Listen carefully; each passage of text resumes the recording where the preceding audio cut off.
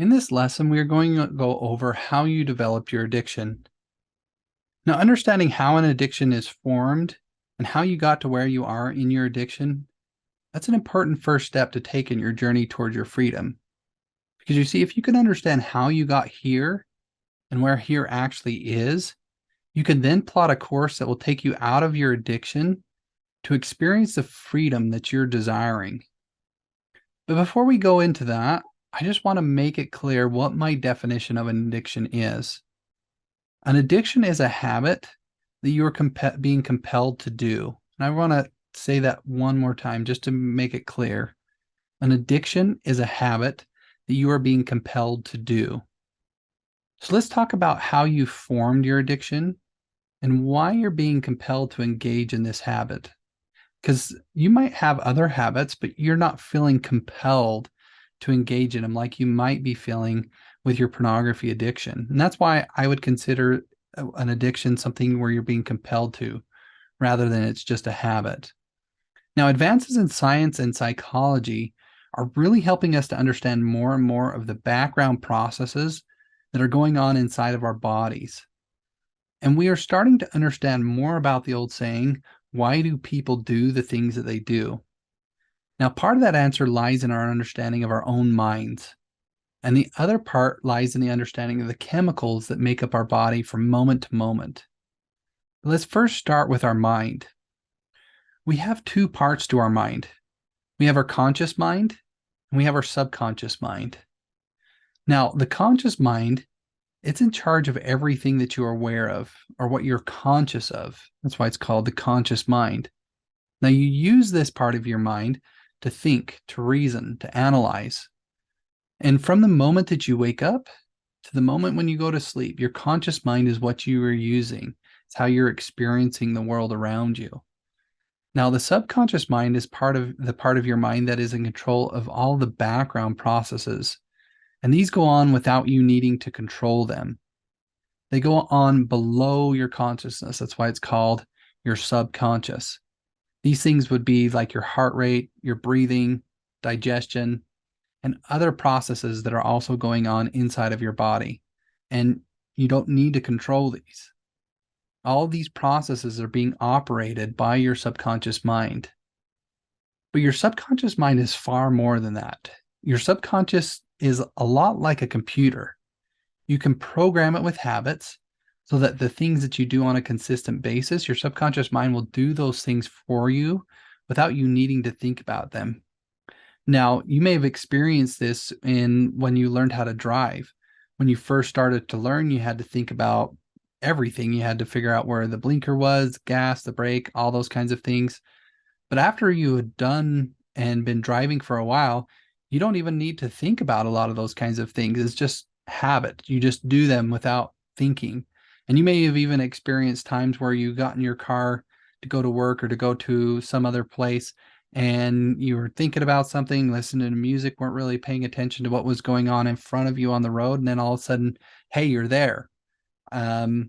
We used to always joke about this when I was growing up, that you get on autopilot, and you go to where you go most often. So when you're supposed to be going to the store after work, you end up going to your house instead because you're just so used to going home. That's because your subconscious has been programmed with how to do those things so often that without you needing to consciously think about them, it just does it on its own. Now, one important thing to understand about the subconscious and the conscious mind is that when you were born, you only had your subconscious mind. You didn't have your subconscious mind or your conscious mind yet. So, and also the other thing about when you were born is that you only had two programs in that subconscious mind. So we're constantly programming it with all these things, but you were only born with two. One of them was your survival, the survival of your body. And the other was for you to survive long enough to reproduce. So we have our survival and then the survival of our species. So both of these programs become the primary programs of our life, or the base programs. And our subconscious mind is going to want to do those programs above almost anything else. Now, because our subconscious mind is like a computer, it doesn't have the ability to reason. So, like with our conscious mind, we can reason through things, analyze it and stuff. Our subconscious doesn't. Just the same as if a programmer were to put code into the computer's going to read that code, do exactly what the code says, and not deviate in any way. Your subconscious mind is the same. It doesn't deviate from the programs that are put into it. And so one of the ways that it tries to comprehend the world around it is according to patterns and according to patterns that it has already seen. So, like for example, when you were growing up, you learned what a doorknob was. You learned what it looked like. Now, you've never seen every doorknob in the world, but yet if you come across a doorknob that you've never seen before, you're going to recognize that it's a doorknob because your subconscious mind has built a pattern in there of, okay, if this is on the door, if it's here, if it can be turned to open it, that's a doorknob. And so your subconscious mind has built these patterns. Now, our subconscious mind built patterns surrounding everything in our life, not just the doorknobs. Now, if we've had a good experience with dogs, say, when we were growing up, our subconscious mind built a pattern surrounding those dogs. And it also built a pattern saying that it was safe to interact with them because we had a good experience. Now, let's say that you had a negative experience with a dog. Your subconscious mind would have built a pattern surrounding dogs and associated them with a negative so that it would try to get you to avoid dogs whenever you saw them. So from conception until we were about 7 years old, we only had this subconscious mind. We didn't have our conscious mind. And because we didn't have our conscious mind to analyze and to reason, everything that we experienced went right into our subconscious mind and we accepted that as the truth. So everything that you were taught by your parents, relatives, teachers, clergymen, or really anybody in authority over you went right into your subconscious and you accepted that as truth. You didn't have the ability to reject any of that kind of stuff. So when we were 7 years old and our conscious minds began to form, we gained the ability to accept or reject the ideas that then were given to us. But all the programming that you were given from conception to 7 years old, even though now you have a conscious mind, that's still in your subconscious, and those programs are running in the background all the time. And these become a foundation from which you navigate the world around you. So if those in authority, those that taught you, those that raised you, gave you beliefs that were based on truth, these would help you positively navigate your life, and they'll probably lead you towards success. But if those around you gave you false ideas and bad beliefs, the opposite will play out in your life, and you're probably going to struggle. Now, if you're starting to worry about the false beliefs that maybe have been given to you, the good news is that you can change that. When you got your conscious mind, not only did you get the ability to filter what was coming in and out, but you also gained the ability to change what was already there. You got the ability to reprogram your subconscious mind and program it with things that are going to help you move forward in your life instead of take you towards failure. Now, in the next lesson, I'm going to talk more about our subconscious and conscious minds and how with the both of those we actually see the world around us. But for the purpose of this lesson, we won't go into that right now. And so we'll leave that for the next lesson. But right now we'll move on to the chemicals that make up our body. So from the moment, excuse me, from moment to moment, your entire body has chemicals that are flowing throughout it. These chemicals are helping all of your internal processes. They help the brain send messages to the rest of your body. They help you to, your metabolism. All the internal processes of your body are helped by these chemicals. And because everything is changing, these chemicals are changing from moment to moment to support whatever it is that you're doing. So, for example, if you're exercising, your body is going to produce chemicals that are going to help your muscles with that increased strain. And these are going to be different chemicals than, let's say, if you were just sitting down and relaxing. You see, these different chemicals will be helping you to breathe. They'll be helping you to control your heart rate. all those different kinds of things. Now, at the same time as these chemicals are helping with these processes, other chemicals are being produced or not being produced to shut down or limit processes that aren't necessary while we're doing that activity. And all these chemicals and processes are happening without your conscious input. They happen going on behind the scenes. And as we just learned, these are all being controlled by your subconscious mind. Anything that's going on without your awareness is being controlled by your subconscious mind. Now, as these chemicals are flowing through your body and interacting with the cells of your body, these chemicals are causing your cells to vibrate. And as these cells are vibrating, we experience these vibrations as our feelings. So whenever you're happy, it is because your subconscious has caused your body to produce a certain mixture of chemicals, and these chemicals are interacting with your cells, causing them to vibrate, and we feel that vibration as a happy feeling.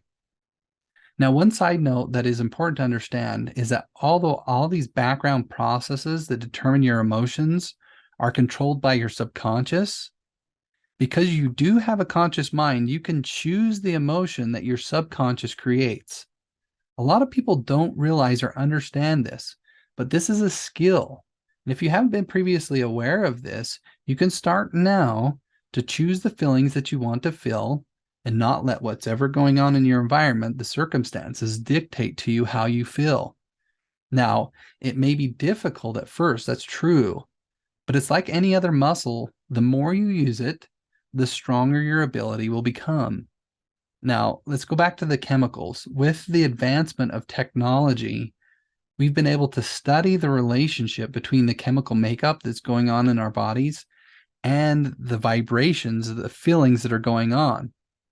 Now, what they've found is that when a person feels a good feeling, the chemicals that are interacting with your cells are actually providing positive benefits to your cells. It's repairing damaged cells, strengthening the cells from illness, and a host of other positive benefits.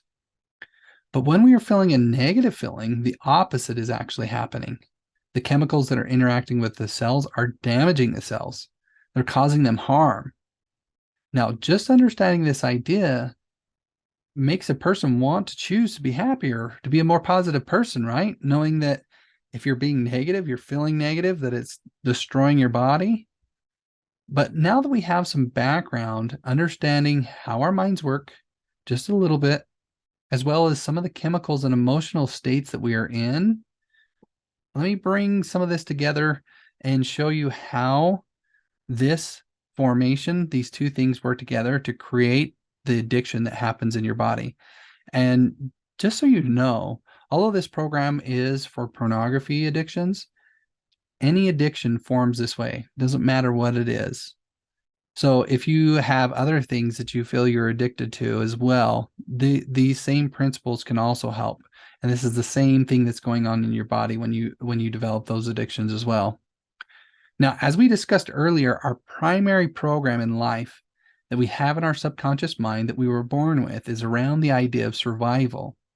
And because our subconscious sees the world around us in patterns, your subconscious is constantly categorizing things in your environment as either a threat, and those threats are something we should avoid, or it categorizes them as a benefit, and the benefits are things that we should go after.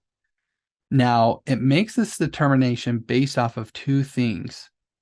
The first is the subconscious programming that we were given as a child, and also what we may have programmed it with since, we gained our conscious mind. And the second is the unknown. So we have our own programming and then the unknown. So that's how it determines whether something is a benefit or a threat, is those two things.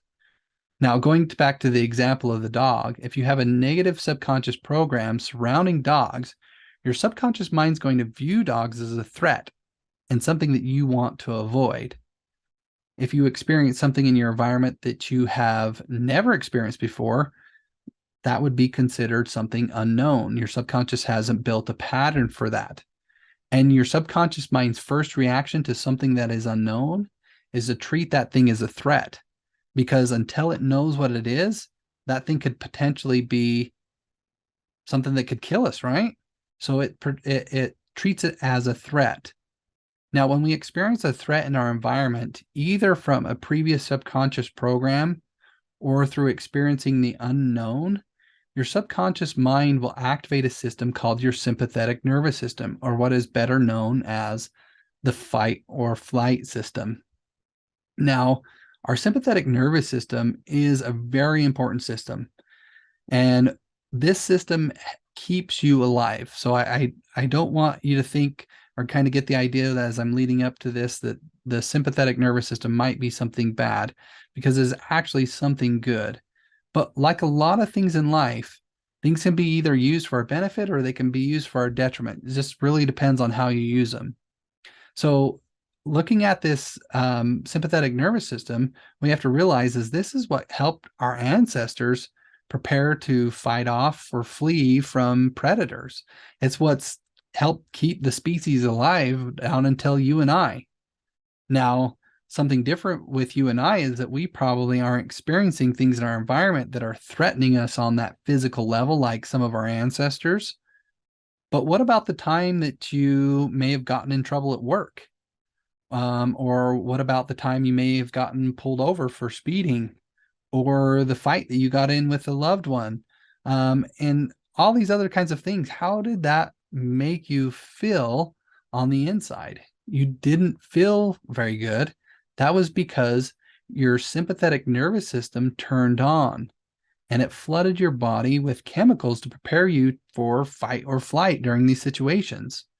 Now, when these situations occurred and that emotion, went into your body and your mind kicked into high gear and you were ready to defend yourself and get ready to bolt out of the situation, that activation of the sympathetic nervous system was needful. But what is not needful is that for this system to turn on and then to continue to be on. And that's what's happening in our modern society, is that this system has been turned on, but it never gets turned off. And I'll tell you why. And I think that there's a few reasons. But but also remember, this system is there to protect us. It's there to keep us safe, but it's meant to be temporary. So as long as the stimulus is in our environment that's a potential threat, either we learn it's not a threat or we leave the situation, or whatever happens, that system's supposed to turn off. Now, it's also important to understand, with this being a short-term solution of giving our body energy to do whatever we need to, that these systems are helpful, but it's not meant, again, to remain on. Now, if the system is left on for too long and these chemicals are staying in our body for a prolonged period of time, these chemicals start to break down our cells. And when we feel that breakdown of our cells in our body, we experience it as stress, we experience it as anxiety, panic, and a host of other negative feelings. And you look out at our society today, and you can see a lot of these dysfunctional type feelings going on, and it's on the rise. And part of that is that we have subconscious programming that is telling us about our environment that it's unsafe. And so we need to get to a place where we can navigate our environment better, or be more secure in who we are to be able to navigate some of the world around us, so that we're not constantly living in fear, so that we're not constantly living in a state of threat from our subconscious mind. Now, if we have a dysfunctional subconscious programming, either from ourselves or from adults from our childhood, we can often view things in our environment as those threats when they really aren't. And since the modern world that we live in is changing constantly, and technology is advancing all the time, we are constantly facing the unknown. So we have these two things. We have bad programming, and we have the unknown that our subconscious is being presented with on a consistent basis. So it's always in threat. So it's always turning on that sympathetic nervous system and flooding our body with those chemicals, getting us ready to fight or flight. And then when it's left in there for a long period of time, we're experiencing it as stress. Now, being in this situation, our subconscious mind is presented with a rock and a hard place type of a predicament. You see, our subconscious can either turn off the sympathetic nervous system and potentially open us up to some of these things as being threats that could kill us, which it doesn't want to do until it can categorize or figure out whether those things are actually a threat or not. Or it could keep the sympathetic nervous system on, and the chemicals from that system would slowly kill us. And our subconscious knows that these chemicals are killing us. But like I said, it's in a predicament. It doesn't want to turn it off because that might kill us, but it doesn't want to, turn it off so that the chemicals leave us. And so those chemicals in our bodies are slowly killing us. Now, understanding this predicament, that we have these negative chemicals that are in our body, and our subconscious doesn't want to do anything to, turn those off and take them out of our body.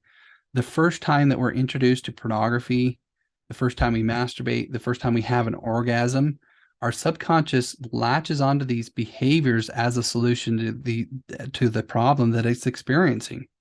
You see, when we look at pornography, when we masturbate, when we reach orgasm, we're flooding our body with good feeling chemicals.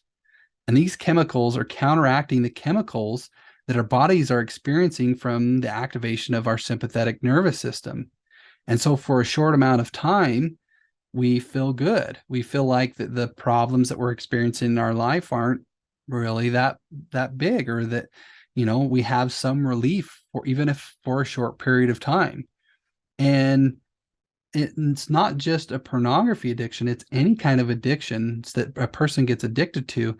They feel that same thing when they engage in that activity, is that they feel a release of that tension, of that buildup of those negative emotions, and they feel good. And so their body wants to continue to feel that. You see, the problem that arises from the situation is that because our subconscious mind doesn't have the ability to reason, it also doesn't comprehend the concept of time. So a few minutes and a year are the same to our subconscious mind. So even though our orgasm or whatever it is that we're doing only lasts for a short period of time, and those good chemicals only last in our body for a short period of time, our subconscious mind doesn't understand this. And it believes that it's found a solution. Even if that solution's only short-lived, it doesn't understand that it's short-lived.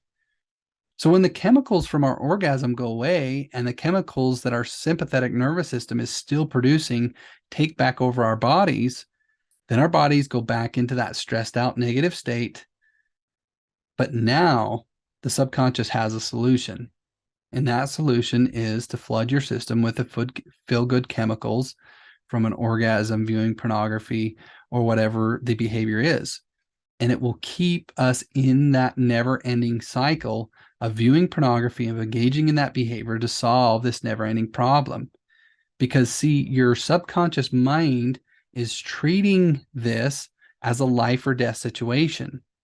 And so I hope now you can kind of understand, or begin to understand, a little bit of why you feel so compelled to engage in these activities. In viewing pornography and masturbating and having an orgasm, it's because your subconscious thinks that it needs these things for its very survival. And so it's going to fight tooth and nail to get you to engage in these activities. So, as I mentioned before, an addiction is a habit that you're being compelled to do. None of the other habits that you have, you're being compelled to do because it's not a life or death type situation. Your subconscious mind doesn't view it that way. It just views it as something that you do on a consistent basis. And whenever you go to do it, it's like, okay, I'll take over and I'll do whatever we need to do. But when your subconscious is presented with the problem of these chemicals that are destroying your body, it forces you to go and engage in that activity because it thinks that it's solving the problem. It thinks that it's saving your life. And that's what you're up against when you're trying to overcome an addiction. Now, in addition to this, if you are consistently viewing pornography and orgasming, your body is building a dependence on the release of the chemicals that are being produced in your body, primarily dopamine. There's some other chemicals there, but primarily dopamine. So not only is your subconscious leading you into pornography use for what it thinks is its very survival, the chemicals that are being produced, you're also becoming addicted to those chemicals, and your body feels like it needs those chemicals over and over again. Now, I hope you can understand how big of a predicament that your addiction is. That you don't have this recurring problem just because you don't have the willpower to overcome it. Because when you're faced with this, now in the next lesson, we're going to talk about the actual power of our subconscious mind and how powerful it is. And if you fight against your subconscious mind, you're going to win. You're going to be fighting a losing battle. And so that's why willpower isn't going to help you overcome your addiction, because when you try to use willpower to overcome your addiction, you're fighting against yourself and it's not going to work. So not having enough willpower is not your problem. But by understanding what is happening inside your body from the things that I've just described, you can start to see maybe the way out. And if you're not, that's okay, because we'll talk about it. Also understand that pornography isn't the actual problem. So I'm not saying that pornography isn't a problem in itself, but it isn't the problem of what's causing you to have an addiction, because all addictions come from the same source. And that problem is the underlying emotional state and the negative subconscious programming that I've just been describing. So even if you were to, force yourself and use willpower, and you were to, maybe stay sober for a period of time, if you haven't overcome or learned how to deal with that actual problem of the negative emotional state that you're in, you're always going to be worried about relapses. You're always going to be fighting and struggling.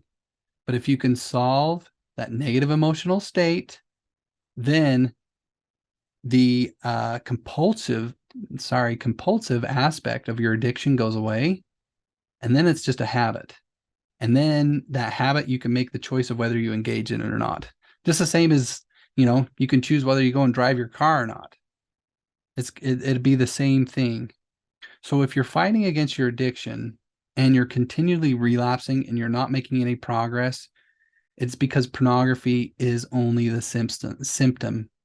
Now, if you fight against this symptom, just like an illness, so if you fight against the symptom of an illness, you're never going to cure that illness, right? Let's say that you're sick and one of the symptoms is a headache. If you take some medicine to stop the headache, you haven't really solved the underlying, illness that's causing the headache. And unless that thing goes away or you do something to actually take care of that illness, that headache is going to be persistent. And the moment that medicine wears off, the headache will be back. And it's the same thing in these situations. If you haven't overcome and you haven't taken care of those underlying root issues, if you forced your way through to sobriety, the addiction's going to crop up over and over and over again, and you're going to likely relapse on a consistent basis. Now, if you aren't having success in your struggle with your addiction, this is probably why. So we need to refocus where we are addressing our addictions, and that will help bring us out and have us experience the freedom that we actually want to have. So your pornography addiction, just to kind of reiterate this point, is the behavior. It's the behavior that you're engaging in. And whatever the behavior is, it's not the actual problem. The underlying cause is that chemical needs of your body, and that life or death situation that it thinks that it's in. So as you go through this program, we're going to solve this chemical need that our bodies have that you've created, in two ways. First, we're going to go over ways to lessen the feelings of stress and anxiety that you're experiencing from life by learning how to be in better states emotionally, how to have better relationship with others, how to relate with yourself better. And by doing this, we're going to help you to decrease the actual chemical you need. So if you're not experiencing those negative feelings, you're not going to need as many good feelings chemicals to overcome them or to counteract them, right? So the second thing that we are going to do is we're going to learn how to get our chemical needs met from positive sources. So even if you were to overcome your addiction, and you're not struggling with pornography. Your body still has chemical needs. Your body still needs dopamine. It still needs some of these chemicals that it experiences when we engage in our addiction. So we're never in a position where we can completely do without them. And so we want to learn how to meet those needs from positive sources so that we're never going to slip back into our subconscious mind saying, well, you're not taking care of our needs. So I know how to take care of them. So I'm going to compel us to go and engage in our addiction again.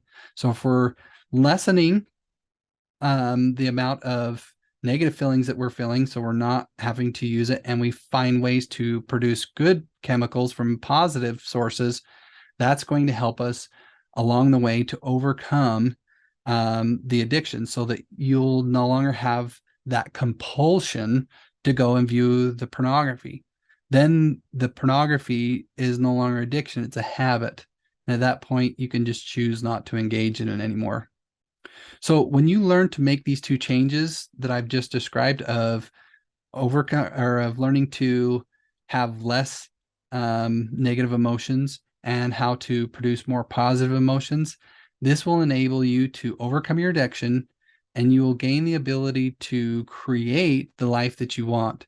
You'll be able to make the life that you want around yourself because as you learn these capabilities, these skills, it's not only going to benefit you in overcoming your addiction, but it's going to benefit all areas of your life. Now, as you make these changes, you'll find that your addiction is going to just naturally drop away. Remember, I said that it's going to no longer be a compulsion.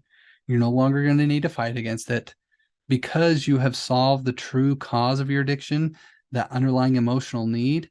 Your addiction is no longer going to have a place in your life. If your subconscious mind doesn't need a source to gain positive emotions because it has its needs met, it's not going to go and try to get you to engage in the addictive behavior because it doesn't need it. So with that, I commend you on starting this journey, and I look forward to doing more and talking to you more and learning more about our bodies and how to work with our emotions, how to work with our minds, how to work with our bodies to uncover the person that you truly are so that you can have the power to create the life that you want. And so we'll continue this on in the next video. So until then, bye for now.